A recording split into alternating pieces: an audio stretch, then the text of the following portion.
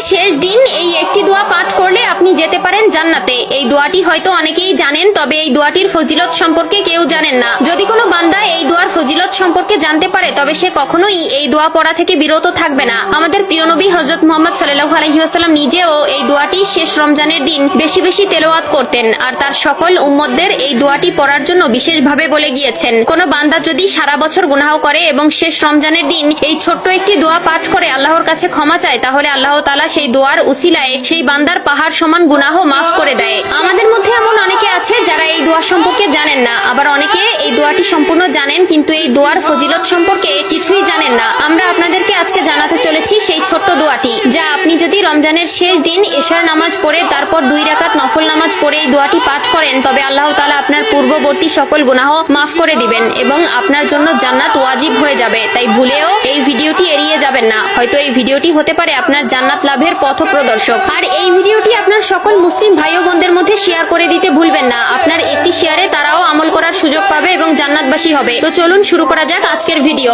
আমরা তো জান্নাতে যাওয়ার জন্য কত কিছুই না করে থাকি, 5 ওয়াক্ত নামাজ আদায় করা, সামর্থ্য থাকলে হজ করা, দান সদকা করা, আরো অনেক কিছু। তবে এসবের পাশাপাশি কোনো বান্দা যদি এই ছোট্ট দোয়াটি রমজান মাসে রমজানের শেষ দিন এশার নামাজ পড়ে পাঠ করে তবে তার জন্য জান্নাত ওয়াজিব হয়ে যাবে। আমাদের প্রিয় নবী হযরত মুহাম্মদ সাল্লাল্লাহু আলাইহি ওয়াসাল্লাম নিজে প্রত্যেক রমজানের শেষ দিন এই দোয়াটি কয়েকশো বার পাঠ করতেন। দোয়াটিকে অনেকে সাইয়্যিদুল ইস্তিগফার নামে বেশি চিনেন। দোয়াটি হলো আল্লাহুম্মা আনতা রব্বি লা ইলাহা ইল্লা আনতা খলাকতানি ওয়া আনা আবদুক ওয়া আনা আলা আহদিকা ওয়া ওয়াদিকা মাস্তাতু আউযু বিকা মিন শাররি মা শনাতু আবু লাকা বিনিমাতিকা আলাইয়া ওয়া আবু উ বিদানবি ফাগফিরলি ফা ইন্নাহু লা ইয়াগফিরুজ জুনুবা ইল্লা আনতা। প্রিয় নবী হযরত মুহাম্মদ সাল্লাল্লাহু আলাইহি ওয়াসাল্লাম বলেছেন, কোন বান্দা যদি এই দোয়াটি পাঠ করার পরে মৃত্যুবরণ করে তবে তার জন্য জাহান্নাম হারাম হয়ে যাবে এবং সে সরাসরি জান্নাতে প্রবেশ করবে। আর যদি কোনো বান্দা এই দোয়াটির অর্থ জানতে পারে তবে তার চোখ দিয়ে অনবরত পানি পড়তে থাকবে, কেননা